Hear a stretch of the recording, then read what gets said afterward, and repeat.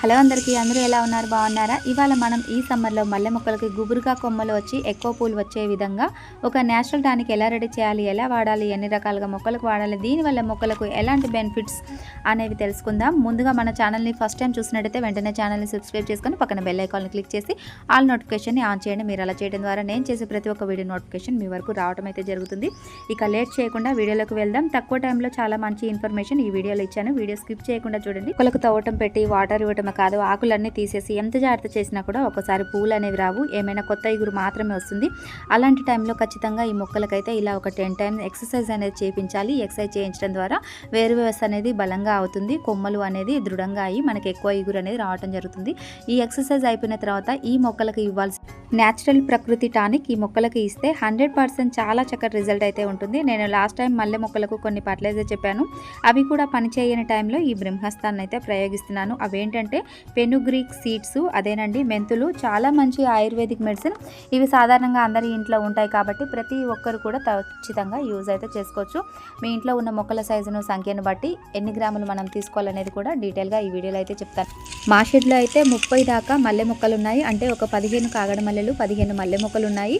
ఆ 30 మొక్కలలో కొన్ని మొక్కలు మాత్రమే పూయటం లేదు. ఆ పువ్వులు పూయని మొక్కలకు ఈ మెంతు వాటర్ అనేది ఇవ్వటం అయితే చేస్తున్నాను. ఇది మాత్రం న్యాచురల్ ఆర్గానిక్ ఆయుర్వేదిక్ టానిక్ అని అయితే చెప్పచ్చు. మొక్కలకి చాలా బాగా ఉపయోగపడుతుంది ఫ్లవరింగ్ రావడానికి.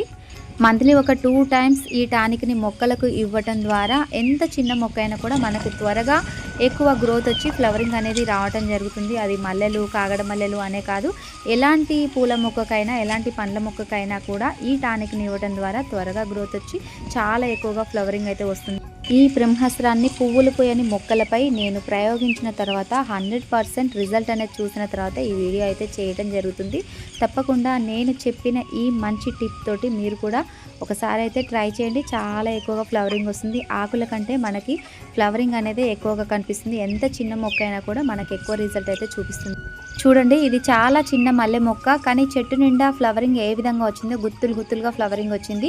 మల్లె మొక్కలనే కాదండి, కాగడ మల్లెలు కూడా పువ్వులు పూయని వాటి మీదనే నేను ఈ టిప్ని అయితే ఉపయోగించాను. చాలా ఎక్కువగా ఫ్లవరింగ్ అయితే వచ్చింది. ఈ ఫ్లవరింగ్ రావటమే కాకుండా పువ్వులలో వచ్చే పురుగు సమస్య, కుళ్ళు సమస్య అనేది కూడా నివారించడానికైతే చాలా బాగా ఈ టిప్ అనేది అయితే ఉపయోగపడుతుంది. మొక్క సైజును బట్టి ఒక్కొక్క మొక్కకి 100 ఫ్లవర్స్ దాకా మనకు రావడం జరిగింది. ఈ ఆర్గానిక్ న్యాచురల్ ఆయుర్వేదిక్ టానిక్ని ఇవ్వటం ద్వారానే ఇదైతే జరిగింది. చూడండి, గుత్తులు గుత్తులుగా పువ్వులు అయితే ఎలా ఉన్నాయో. అంతేకాదు, మొక్కలకి అప్పుడప్పుడు మనం తవ్వటం పెట్టినప్పుడు వర్మీ కాంపోస్ట్ అనేది కూడా ఇవ్వాలి. దాని ద్వారా మట్టిలో బలం అనేది పెరిగి మొక్క ఆరోగ్యంగా పెరుగుతుంది.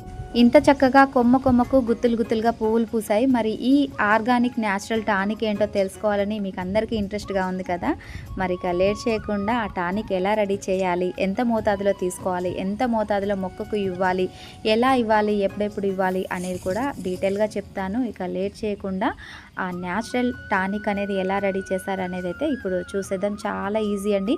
అందరికీ ఇంట్లో మెంతులు అయితే రెడీగా ఉంటూనే ఉంటాయి కదా. ఈ మెంతులతోటి మనమైతే ఈ న్యాచురల్ టానిక్ అయితే రెడీ చేసేద్దాం.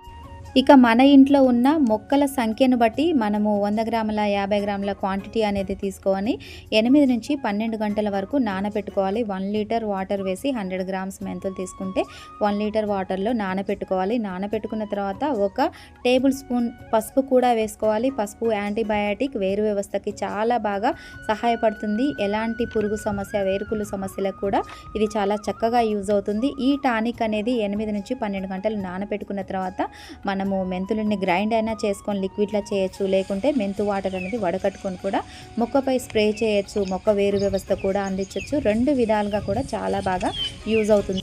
1 లీటర్ మెంతు వాటర్లో 4 నుంచి 5 లీటర్ల వాటర్ కలిపి 1 స్పూన్ పసుపు వేసి మొక్కలకి అందించాల్సి ఉంటుంది. ఈ మెంతు వాటర్ అనేది న్యాచురల్ గ్రోత్ ప్రమోటర్లా వర్క్ చేస్తుంది. అంటే గ్రోత్ అనేది పెరిగే కొద్దీ మనకి ఎక్కువ కొమ్మలు వస్తే ఎక్కువ ఫ్లవరింగ్ అనేది రావడానికి అవకాశం ఉంటుంది. ఈ మెంతు వాటర్ బెనిఫిట్స్ ఏంటో ఇప్పుడే తెలుసుకుందాం. ఇది మొక్క వృద్ధికి సహాయపడుతుంది. ముఖ్యంగా రూట్స్ డెవలప్మెంట్ ఎక్కువగా జరిగి పిలకలు ఎక్కువగా వచ్చి కొమ్మల అభివృద్ధి జరిగి ఎక్కువ ఫ్లవరింగ్ వస్తుంది. అంతేకాక మొక్కకు ఫ్లవరింగ్ ఎలాంటి చీడపీడ సమస్యలు రాకుండా చేస్తుంది. మొక్క మోతాదును బట్టి పెనుగ్రీక్ సీడ్స్ అయితే మనం తీసుకొని ఈ విధంగా లిక్విడ్లా చేసి మొక్కలపై స్ప్రే చేసుకుంటే మాత్రం చాలా మంచి రిజల్ట్ ఉంటుంది. మరి నేను చెప్పిన న్యాచురల్ ప్రకృతి సిద్ధమైన టానిక్ని మొక్కలకి యూజ్ చేసిన తర్వాత బిఫోర్ అండ్ ఆఫ్టర్ తేడా మీరే గమనిస్తారు. ఒక్కసారి అయితే ట్రై చేయండి, మీకు అందరికీ బాగా యూజ్ అవుతుంది.